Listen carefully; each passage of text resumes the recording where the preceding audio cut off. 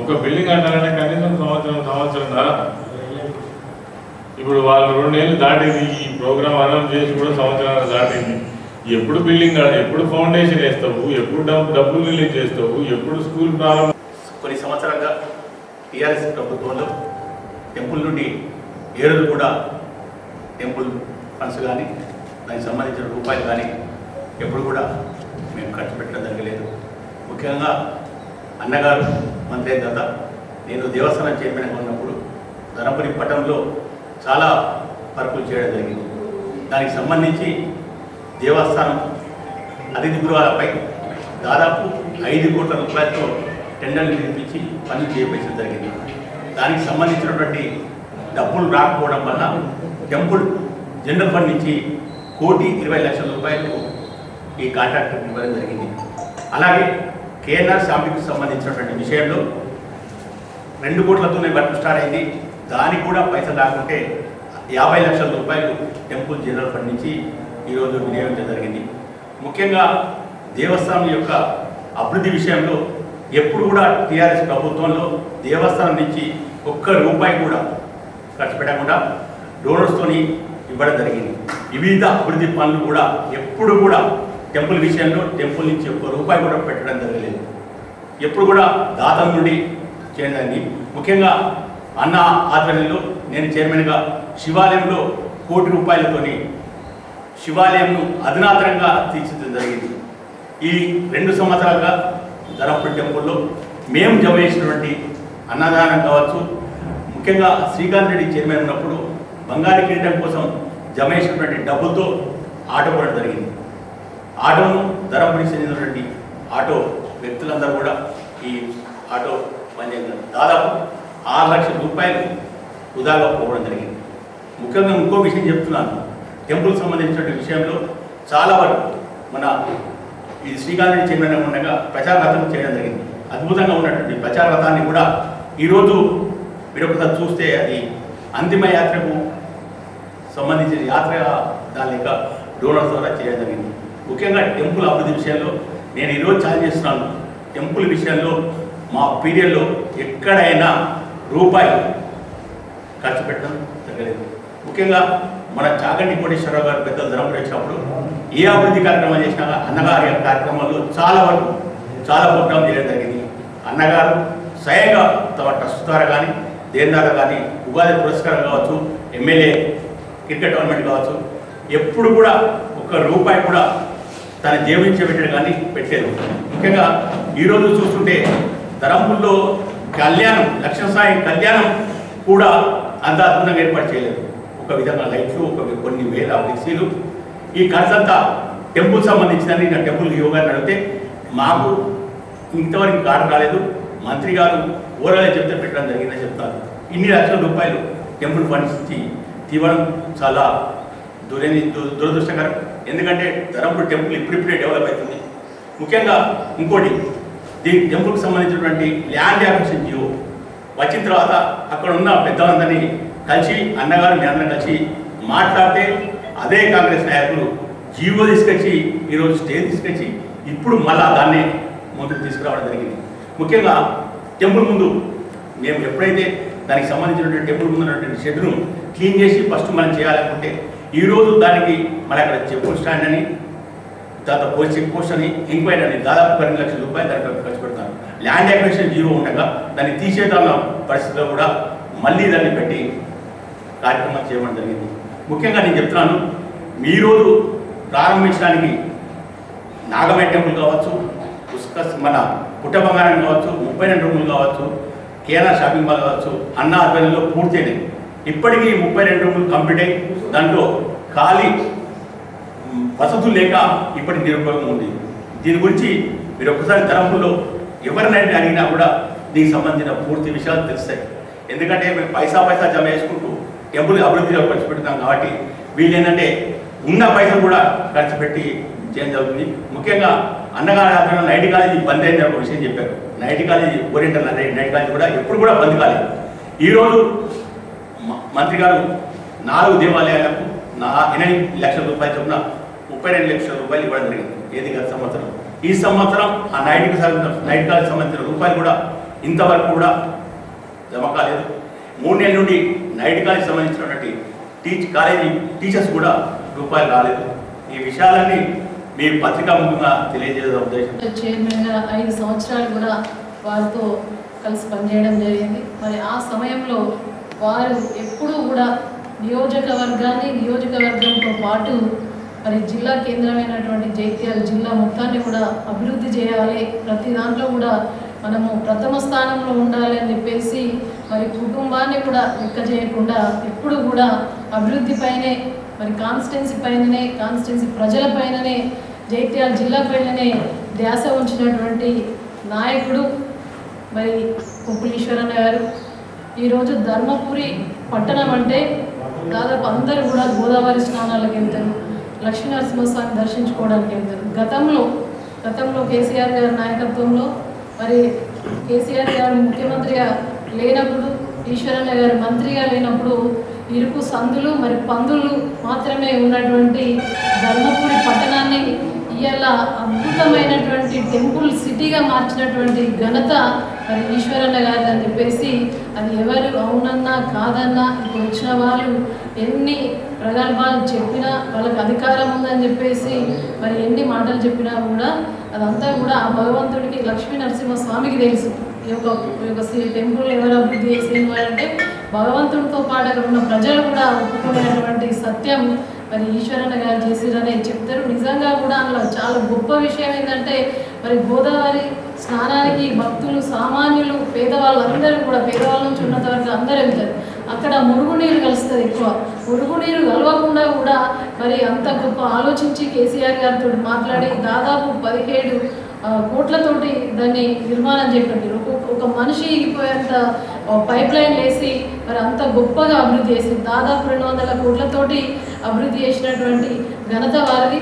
ఇవాళ మరి ఇప్పుడు వచ్చినటువంటి మంత్రి అడ్డూరు లక్ష్మణ్ కుమార్ గారు ఇటు ఈశ్వరన్న గారి మీద, అదేవిధంగా కేటీఆర్ గారి మీద, హరీష్ రావు గారి మీద ఈ బాకీ కార్డులతోటి బారాస డ్రామాలు ఆడుతుంది. అంటే బాకీ కార్డులతో బారాస డ్రామాలు ఆడతలేదు. నువ్వు ఇలా తహసీల్ చౌరస్తా వద్దకు రా. మా ఈశ్వరన్న మంత్రిగా ఉన్నప్పుడు కేసీఆర్ నాయకత్వంలో ఏం చేసినామో, కాంగ్రెస్ వచ్చిన తర్వాత 100 రోజుల్లో అమలు చేస్తా అన్న పథకాలు అమలు చేయకుండా ఇలా మళ్ళీ ఇంకా మాకు 3 సంవత్సరాలు ఉందని చెప్పేసి మాట్లాడుతూ ఉన్నావు కదా, అవన్నీ కూడా చర్చకు మీరు సిద్ధమైతే మా ఈశ్వరన్న గారితో పాటు బీఆర్ఎస్ పార్టీ నాయకులందరం కూడా బాకీ కార్డులు పట్టుకొని వస్తామని చెప్పేసి తెలియజేస్తూ, మాట్లాడే కనీస అర్హత కూడా లేదు టెంపుల్ మీద. మీకు అనవసరంగా డబ్బులను దుర్వినియోగం చేస్తున్నారు. టెంపుల్ అభివృద్ధి చేయాలి, భక్తులకు గొప్ప సౌకర్యం కల్పించినప్పుడే ఆ పరిపాలనకు సార్థకత ఉంటుంది. అది పోయి ఇవాళ టెంపుల్ అక్కడ అభివృద్ధి చేసింది ఈశ్వరన్న, ప్రతి పైసా కూడా సద్వినియోగం చేయాలి, టెంపుల్కి ఉపయోగపడాలి, భక్తులకు ఉపయోగపడే విధంగా చేసినటువంటి నాయకుడు మరి ఈశ్వరన్న గారు అయితే ఇవాళ ప్రతి పైసను కూడా దుర్వినియోగం చేయడం ఇది నిజంగా కూడా సబబు కాదు. దీన్ని పూర్తిగా కూడా కొంత మంత్రిగా ఉన్నారు, కనీసం ఆలోచన లేకుండా కేవలం రాజకీయం కోసం ఇటువంటివి చేయడం మంచిది కాదని చెప్పి టీఆర్ఎస్ గత ప్రభుత్వం పైన, కేసీఆర్ గారి పైన, హరీష్ రావు గారి పైన, కేటీఆర్ గారి పైన, నా పైన అంటే అవగాహన లేనటువంటి అనేక ఆరోపణలు చేయడం జరుగుతుంది. వాస్తవంగా ఈ సందర్భంగా మేము ఆయన స్టూడియో కొన్ని విషయాలు అడగదలుచుకున్నాం. సరే, నువ్వు ఇప్పుడు 22 నెలల పాటు ఎమ్మెల్యేగా, తర్వాత విప్పుగా, మంత్రిగా కూడా ఇప్పుడు పనిచేస్తా ఉన్నాం. ఇది నియోజకవర్గంలో ఎవరిని అడిగినా చెప్పేటువంటి మాట ఏంటంటే 22 నెలల్లో తట్టెడు మట్టి పోయలేదు, ఎక్కడ అభివృద్ధి అనేది ఆ కళ్ళకైతే కనబడతలేదు, ఒక్క మంచి కార్యక్రమం కూడా లేదు అనేటువంటి ప్రజలు మాట్లాడుతున్నటువంటి మాట. కానీ ఆయన మాత్రం చాలా చాలా గొప్పగా మాట్లాడుకొని తనకు తను ప్రేజ్ చేసుకొని మాట్లాడుకోవడం అనేది వాళ్ళ ముఖ్యమంత్రికి అలవాటు అయిపోయింది. ఆయన కింద పనిచేస్తున్నటువంటి మంత్రివర్గ సభ్యులకు, ఎమ్మెల్యేలకు కూడా అలవాటు అయిపోయింది. మరి ఒక ప్రశ్న అడుగుతున్నాం లక్ష్మణ్ కుమార్ గారు, నువ్వు సోషల్ వెల్ఫేర్ మినిస్టర్గా పనిచేస్తున్నావు. సోషల్ వెల్ఫేర్ మినిస్టర్గా పనిచేస్తున్న సందర్భంలో సోషల్ వెల్ఫేర్ కింద ఏవైతే ఎస్సీ గురుకుల పాఠశాలలు, ఎస్టీ గురుకుల పాఠశాలలు, బెస్ట్ అవైలబుల్ స్కూల్స్, ఇవన్నీ కూడా మీ పరిధిలోకే వస్తాయి. తర్వాత వీటిని పరిరక్షించాల్సినటువంటి బాధ్యత కూడా సోషల్ వెల్ఫేర్ డిపార్ట్మెంట్కి ఉంటుంది. మరి ముఖ్యంగా లక్ష్మణ్ కుమార్ గారి బాధ్యత అని కూడా నేను ఈ సందర్భంగా గుర్తు చేస్తున్నాను. గతంలో ఎన్నడూ లేనటువంటి దుస్థితి అలా మనం చూస్తున్నాం. బెస్ట్ అవైలబుల్ స్కూల్స్ గురించి గతంలో కూడా నేను హైదరాబాద్లో ప్రెస్ మీట్ పెట్టి చెప్పినాను. 2 సంవత్సరాల నుంచి, దాదాపుగా 2 సంవత్సరాల నుంచి బెస్ట్ అవైలబుల్ స్కూల్కి సంబంధించినటువంటి బిల్లులు రాక పిల్లలు ఇబ్బంది పడుతున్నారు, తక్షణమే చర్యలు తీసుకోవాలి ముఖ్యమంత్రి కానీ మంత్రి కానీ అని చెప్పేసి ఆ రోజు చెప్పడం జరిగింది. కానీ మేము చెప్పినాక ఒక వారం 10 రోజులకే ఈ యాజమాన్యాలు ఎవరైతే ఉన్నారో వీళ్ళ బిల్లులు చెల్లించకపోవడం వల్ల పిల్లలను స్కూల్ బయట నిలబెట్టినటువంటి దుస్థితి. మీ పుస్తకాలు మీరే కొనుకొచ్చుకోండి, మీ అన్నం మీరే తినండి, మాకు గవర్నమెంట్ బిల్లులు చెల్లిస్తలేరని మొత్తం రాష్ట్రంలో ఉన్నటువంటి దాదాపుగా 26,000 మంది ఎస్సీ ఎస్టీ పిల్లలను స్కూల్ నుంచి గెంటేసినటువంటి పరిస్థితి అలా బహిరంగంగా వాళ్ళ పిల్లల తల్లిదండ్రులు, తర్వాత పిల్లలు సైతం రోడ్ల మీదకి వచ్చేసి ధర్నాలు చేసి కలెక్టర్లకు మెమోరియం ఇచ్చేటువంటి దుస్థితి అలా ఈ రాష్ట్రంలో నెలకొన్నది. నేను అడుగుతున్నా, మేము 10 సంవత్సరాల అధికారంలో ఉన్న కాలంలో కావచ్చు, గత ప్రభుత్వం ఎవరు ముఖ్యమంత్రి ఉన్నా వాళ్ళ కాలంలో కావచ్చు, ఎప్పుడైనా ఇటువంటి దుస్థితి ఉన్నదా? పిల్లలను బయట నిలబెట్టి వాళ్ళ మనోభావాలను దెబ్బతీసేటువంటి పరిస్థితి ఎప్పుడైనా ఉన్నదా? ఇందులో చదివేటువంటి పిల్లలు కేవలం ఎస్సీ ఎస్టీ పిల్లలు మాత్రమే. వాళ్ళు ఈరోజు మా ఫీజు కట్టకపోవడం వల్ల మమ్మల్ని బయట నిలబెట్టినంటే వాళ్ళు ఆత్మస్థైర్యం ఎట్లా కోల్పోతారు అనేటువంటి విషయం వాళ్ళకు, వాళ్ళ తల్లిదండ్రులకు, వాళ్ళ ఫ్యూచర్ భవిష్యత్తులో కూడా వాళ్ళకు ఆలోచన ఎట్లా ఉంటుంది అనేది ఆలోచన చేయాలి. ఇక ఏంటి బెస్ట్ అవైలబుల్ స్కూల్స్ 220 కోట్ల రూపాయల బకాయిలు ఉన్నాయి. మరి ఈయన మొన్న ఘనంగా నిన్న ప్రెస్ మీట్లో ఏం చెప్తున్నారంటే 60 కోట్లు రిలీజ్ చేయించడం, వాటిని కాపాడమని చెప్తున్నాడు. 220 కోట్ల రూపాయలకు 60 కోట్ల రూపాయలు రిలీజ్ చేయించడం, ఇప్పటికి ఆ ఒక్క పైసా కూడా రిలీజ్ కాలేదు. ముఖ్యమంత్రి గారు రివ్యూ మీటింగ్ పెట్టి కూడా వారం రోజులైంది, ఒక్క ఎంపీ కూడా ఇప్పటి వరకు రిలీజ్ కాలేదు. ఎక్కడున్న పరిస్థితి అక్కడనే ఉన్నది. మన నియోజకవర్గంలో కూడా బెస్ట్ అవైలబుల్ స్కూల్లో కూడా అక్షర స్కూల్ అనేది, ఆ పిల్లలు కూడా వచ్చి రోడ్డు మీద ధర్నా చేసినారు. రాష్ట్రం మొత్తం జరిగింది. ఇది ఒక్కసారి ఒక సామాజికవేత్త తులసి చంద్ గారి వీడియో కూడా ఒక్కసారి మీరు వినాలి. స్కూల్స్ కాలేజీలు నడిపేటువంటి యాజమాన్యం వాళ్ళ సమ్మెకు దిగిండ్రు, మీరు ఒప్పుకున్నారు 600 కోట్లు 1200 కోట్లు ఇస్తామని, 600 రిలీజ్ చేసినామని చెప్పారు. ఇప్పటి వరకు దానికి కూడా అతి గతి లేదు. మరి రాష్ట్రంలో విద్యా వ్యవస్థను సర్వనాశనం చేయదలుచుకున్నారా? ఇంతకుముందు ఏ ప్రభుత్వం ఉన్నా గతంలో 10 సంవత్సరాల పాటు కేసీఆర్ గారి ప్రభుత్వంలో ఎన్నడైనా బెస్ట్ అవైలబుల్ స్కూల్స్ కావచ్చు, గురుకుల పాఠశాలలకు కావచ్చు, లేదంటే ఈ యొక్క ఫీజు రియంబర్స్మెంట్ కావచ్చు, కాలేజీలకు ఇచ్చేటువంటి ఫీజులు కావచ్చు, ఎప్పుడైనా ఆగి పిల్లల భవిష్యత్తుతో ఆడుకునేటువంటి సందర్భాలు ఉన్నాయా? ఇటువంటి డిస్టర్బెన్స్ ఎప్పుడైనా ఉందా? ఒక్కసారి లక్ష్మణ్ కుమార్ గారు జవాబు చెప్పాలి. మరి ఈరోజు మీరు చాలా గొప్పగా చెప్పుకుంటున్నటువంటి 55 సమీకృత గురుకుల పాఠశాలలు కడతాం. మరి ఆ కట్టేదాకా కేసీఆర్ మార్పుతో ఉన్నటువంటి గురుకుల పాఠశాలను రూపుమాపుతారా? దాదాపు 10 లక్షల మంది చదువుకునేటువంటి పిల్లల భవిష్యత్తుతో ఆడుకుంటారా? మరి మీరు ఎప్పుడు కడతారు? ఇప్పటి వరకు దీనికి అతిగతి లేదు, ఎక్కడ ఫౌండేషన్ వేసింది లేదు. ఈ బిల్డింగులు ఎన్నడు కట్టాలి? మీరు ఎన్నడు పిల్లలకు చదువు చెప్పాలి? ఇక్కడ ఎన్నడు విద్యాబోధన ప్రారంభం కావాలి? అప్పటిదాకా పిల్లల భవిష్యత్తు ఏం కావాలి? మరి ఆనాడు ఎంతో ముందు చూపుతోటి విద్యకు దూరం ఉన్నటువంటి ఎస్సీలు కావచ్చు, ఎస్టీలు కావచ్చు, బీసీ మైనారిటీలు కావచ్చు, వాళ్ళు గొప్పగా చదువుకోవాలని, ఉన్నత విద్యకు దూరంగా ఉండవద్దని మరి ఆ రోజు దాదాపుగా 1026 గురుకుల పాఠశాలలు మరి ఏర్పాటు చేసి దాన్ని మరి 5వ తరగతి నుంచి దాదాపు డిగ్రీ స్థాయి వరకు కూడా వివిధ రంగాల్లో కూడా వాళ్ళు రాణించడం కోసం మరి సిఏఓలు కూడా ఏర్పాటు చేసి అనేక రకమైనటువంటి పోటీ పరీక్షలకు సిద్ధం చేసినటువంటి గురుకుల వ్యవస్థను ఇలా సర్వనాశనం చేస్తుంటే మంత్రిగా ఉండి చేతులు కట్టుకొని పిల్లలు రోడ్ల మీదకి వచ్చి మొర్రాన్ని మొత్తుకుంటుంటే మాకు అన్నం మంచిగా లేదు, పురుగులన్నం పెడుతున్నారు, నీళ్ళ చారు పోస్తున్నారు, బల్లులు పడుతున్నాయి, ఇప్పటికి 110 మంది పిల్లలు చనిపోయిన గురుకుల పాఠశాలల్లో. మీకు సోరిందా?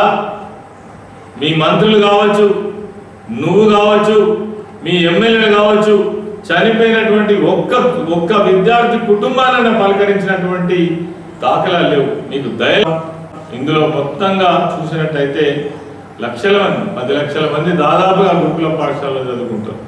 26,000 మంది విద్యార్థులు బెస్ట్ అవైలబుల్ స్కూల్లో చదువుకుంటారు. వీళ్ళ భవిష్యత్తుతో మీరు ఆడుకుంటే మంచిది కాదు. ఇది నిజంగా కూడా ఒక ఎస్సీ మంత్రిగా ఉండి మరి వీళ్ళని కాపాడలేకపోతే మీకు ఆ మంత్రి పదవి ఎందుకో కూడా మీరు ఆలోచించుకోవాల్సినటువంటి అవసరం ఉన్నది. వేరే విషయాలు వేరు.